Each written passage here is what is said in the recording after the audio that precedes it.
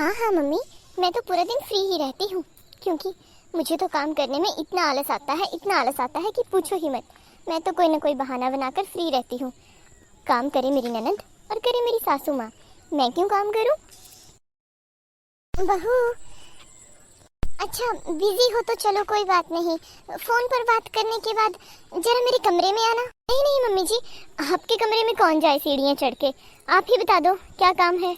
वो बहू, मैं सोच रही थी कि क्यों ना आज मेरे कमरे की सफाई कर देते हैं। बहुत दिन हो गए हैं और दवाइयों की गंध सी आ रही है कमरे से। बहू तुम थोड़ी सी मेरी हेल्प कर दो, बाकी मैं कर लूँगी। अरे मम्मी जी, इतने बड़े तामझाम में कौन फंसे। मैं आपके लिए रूम फ्रेशनर ला दूंगी, उससे दवाइयों की गंध नहीं आएगी।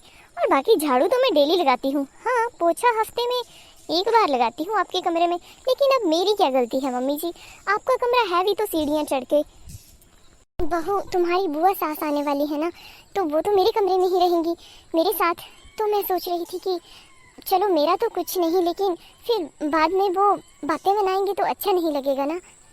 अरे मम्मी जी, दीदी भी अभी कॉलेज गए हुए हैं, दीदी को भी आने दीजिए, उसके बाद सफाई कर लेंगे। मेरी बात तो नहीं हो रही थी इधर। अरे दीदी, अच्छा हुआ आप टाइम पर आ गए।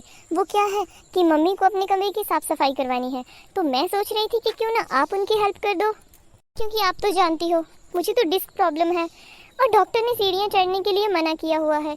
वैसे मम्मी जी, मुझे कोई एतराज़ नहीं है, मैं कर देती हूँ आपके कमरे की साफ सफाई। अब ऐसे काम का क्या फ़ायदा मम्मी जी कि बाद में 10 दिन आपको मुझे खाना खिलाना पड़े बेड पर। हाँ बहू, कह तो सही रही हो। अच्छा रहने दो। दिव्या बेटा, तुम मेरे साथ चलो, हम दोनों मिलकर साफ सफाई कर लेंगे।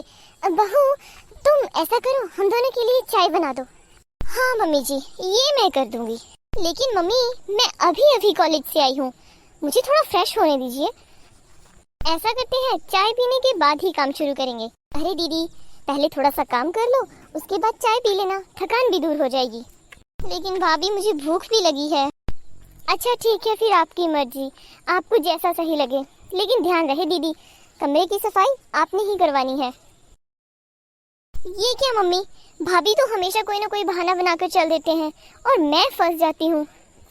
बेटा मैं क्या करूँ, मैं तो इसी के साथ साफ सफाई करने की सोच रही थी, और कम से कम इसे भी तो पता चले कि कितनी मेहनत होती है। ये तो मेरी हर बात को टाल देती है, मैं क्या करूँ बेटा।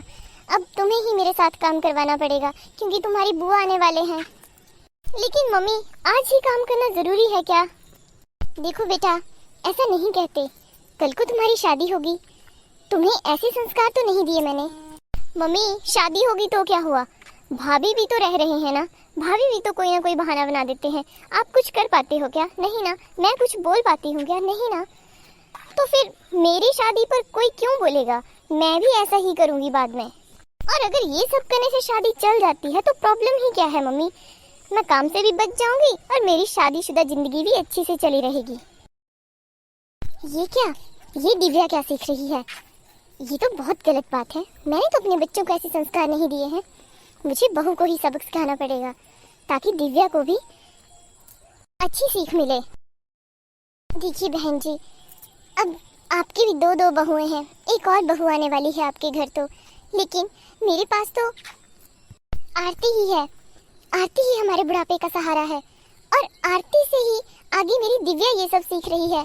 देखिए बहन जी, मैं आपको अपना समझकर आपके पास आई हूँ, मैं उसकी कोई शिकायत लेकर नहीं आई, लेकिन वो मेरा हर काम टाल देती है। ठीक है, मैं मानती हूँ कि मुझे घर का काम करना पड़ता है, कोई बात नहीं। आरती की शादी से पहले भी मैं सारा काम करती थी। लेकिन बहन जी, अब आप ही बताइए, यहाँ तक तो सब ठीक था, लेकिन दिव्या अगले घर जाकर अगर ये सब करेगी तो क्या उसकी सास ये सब सहन करेगी? बहन जी आप सोचिए कि कल को आपकी बहू भी ऐसा करने लगे तो। हाँ बहन जी, ये तो आप बिल्कुल सही कह रही हैं। मैंने आरती को बहुत बार कहते हुए सुना है कि मैं ये काम टाल दूंगी, वो काम टाल दूंगी। कोई बात नहीं, मैं उससे बात करूंगी। नहीं बहन जी, बात करने से अगर कुछ बनता तो शायद कब की बात बन गई होती, लेकिन आरती को शायद आरती के हिसाब से ही समझाया जा सकता है। देखिए बहन जी, आरती एक बहुत अच्छी लड़की है और वो ऐसी बिल्कुल नहीं थी। एक दिन वो मोहल्ले की लड़कियों के साथ कीर्तन में चली गई, उधर उसे जाकर मोहल्ले की और भी औरतें मिली। वहाँ से वो ये नई चीज सीख कर आ गई।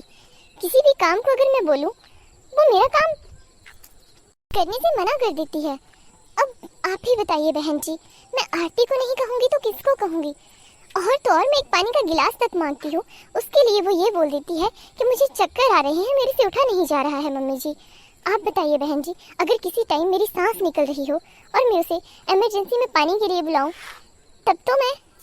बस करिए बहन जी, ऐसा अनाप शनाप मत बोलिए, कुछ नहीं होता आपको। आप सही कह रही हैं, आरती ऐसी बिल्कुल नहीं थी। आरती एक मेहनती लड़की थी। कोई बात नहीं बहन जी, संगत का असर जितने जल्दी चढ़ता है उतने जल्दी ही उतर भी जाता है। मैं अब उसे अपने हिसाब से सबक सिखाऊंगी। उसकी माँ हूँ, सारे दाव पेच जानती हूँ मैं। धन्यवाद बहन जी, मुझे आपसे यही उम्मीद थी कि आप मुझे समझेंगी। आप चिंता मत करिए बहन जी, मैं अपने हिसाब से उसे समझा लूंगी। आरती को तो मैं सबक सिखाऊंगी। हेलो बेटा आरती, क्या कर रही हो?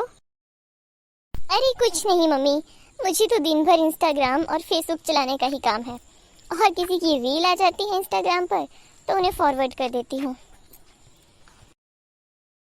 अच्छा बेटा, और सब बढ़िया ना?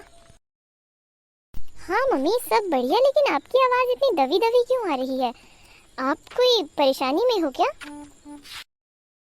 क्या बताऊँ बिटिया, जब बुढ़ापा आ जाता है तो सबको माँ बाप बोझ ही लगने लगते हैं।